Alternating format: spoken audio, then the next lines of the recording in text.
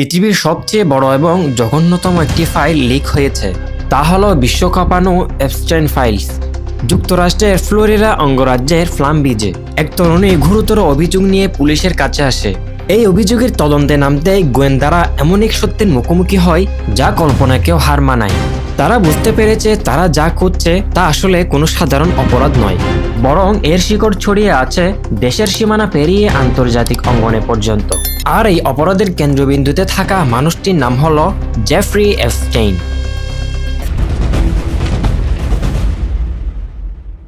যিনি ছিলেন এমন একজন মানুষ যার ইশারায় ওঠা বসা করত বিশ্বের প্রভাবশালী ব্যক্তিরা, যার ব্যক্তিগত একটি দ্বীপে নিয়মিত যাতায়াত ছিল বিশ্বের রাষ্ট্রপ্রধান থেকে শুরু করে রাজপরিবারের সদস্য এবং খ্যাতনামা বিজ্ঞানীদের পর্যন্ত।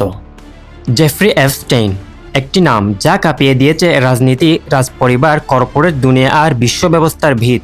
এই একটি নাম সামনে এলেই অস্বস্তিতে পড়ে যায় পৃথিবীর সবচেয়ে ক্ষমতাবান মানুষগুলো, যে নামের সাথে জড়িয়ে আছে আধুনিক ইতিহাসের অন্যতম ভয়ঙ্কর যৌন পাচার ও ক্ষমতার অপব্যবহারের কেলেঙ্কারি। এপস্টাইনের নাম উচ্চারিত হলেই আলোচনায় আসে Bill Gates, Prince Andrew, Donald Trump, Bill Clinton, Elon Musk, এমনকি হার্ভার্ড, MIT ও বৈজ্ঞানিক এলিটদের নাম সহ। কিন্তু প্রশ্ন একটাই, কে এই জেফ্রি এপস্টাইন? শুরুটা কোথায়? সাল 1990। ওয়াল স্ট্রিটে এক অচেনা মানুষ ধীরে ধীরে ঢুকে পড়েছে এলিট সার্কেলে। না কোনো বড় ডিগ্রি, না স্পষ্ট ক্যারিয়ার ট্র্যাক। জন্ম 1953 সালে নিউ ইয়র্কের ব্রুকলিনে। শুরুতে একটি কলেজে শিক্ষকতা করেছিলেন, কিন্তু হঠাৎ করেই তার জীবনের মোড় ঘুরে যায়। ওয়াল স্ট্রিটে প্রবেশ, কিছুদিনের মধ্যেই ধনীদের ধনী বন্ধু। কিন্তু রহস্য এখানেই, তার অর্থের উৎস কেউ জানত না। নিউ ইয়র্ক টাইমস লিখছে, Epstein world had no clear explanation. তার ছিল না কোনো প্রকাশ্য হেজ ফান্ড, কোনো ট্রান্সফারের ক্লায়েন্ট লিস্ট, তবুও তার হাতে আসে শত শত মিলিয়ন ডলার। এপস্টাইন শুধু ধনী ছিল না, সে তৈরি করেছিল সম্পর্ক।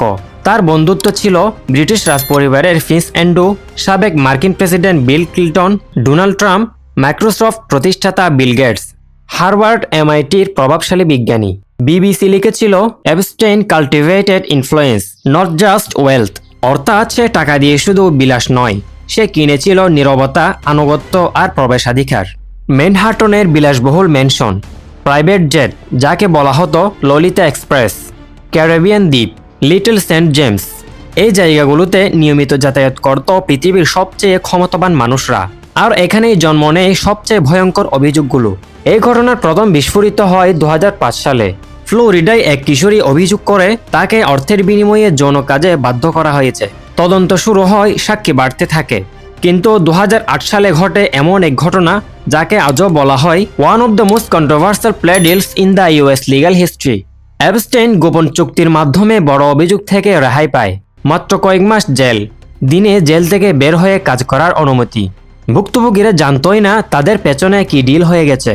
দ্য গার্ডিয়ান লিখেছিল, justice was quickly sideline, Ghislaine Maxwell ছায়ার মানুষ। এই ঘটনার সবচেয়ে গুরুত্বপূর্ণ চরিত্র Ghislaine Maxwell, British media mogul Robert ম্যাক্সওয়েলের কন্যা, উচ্চবিত্ত সমাজে বড় হওয়া এক প্রভাবশালী নারী। আদালত প্রমাণ করেছে তিনি কিশোরীদের প্রলোভন দেখিয়ে এপস্টাইনের কাছে নিয়ে আসতেন। 2021 সালে তাকে দোষী সাব্যস্ত করা হয়। এই রায়ের মাধ্যমে প্রথমবার আদালত স্বীকার করে এটি ছিল একটি সংগঠিত পাচার নেটওয়ার্ক। 2019 সালে এপস্টাইনকে আবার গ্রেফতার করা হয়েছিল, কিন্তু 10 আগস্ট নিউ ইয়র্কে মেট্রোপলিটন কারেকশনাল সেন্টারে এপস্টাইনের মৃত্যু হয়। সরকারি ভাষ্য অনুযায়ী আত্মহত্যা। কিন্তু প্রশ্ন থামে না। এপস্টাইন কেস এখন আর শুধু একজন অপরাধীর গল্প নয়, এটি বিচার ব্যবস্থা, গণতন্ত্র আর ক্ষমতার জবাবদিহিতার গল্প। এপস্টাইন মারা গেছে, কিন্তু এপস্টাইন ফাইল এখন জীবিত। প্রতিটি পাতায় একটি প্রশ্ন, প্রতিটি লাইনে একটি অস্বস্তি। আর এই কারণেই এই গল্প থামে না। 2026 সালে এসে এই ঘটনা পুরো বিশ্বকে চমকে দেয়। সারা বিশ্বের মানুষ হতভম্ব হয়ে যায়। বেশিরভাগ মানুষও তাদের চোখকে বিশ্বাস করতে পারছে না এপস্টাইন ফাইল বিস্ফোরিত হওয়ার পর। এই ঘটনার তদন্তে মার্কিন প্রেসিডেন্ট প্রশ্নবিদ্ধ হলে তিনি বলেন, আমি সেই দ্বীপে যাইনি কখনো, এমনকি কাছাকাছিও যাইনি। কিন্তু তার এই হাস্যকর বক্তব্যে গণমাধ্যমগুলোতে ট্রলে পরিণত হয়েছে।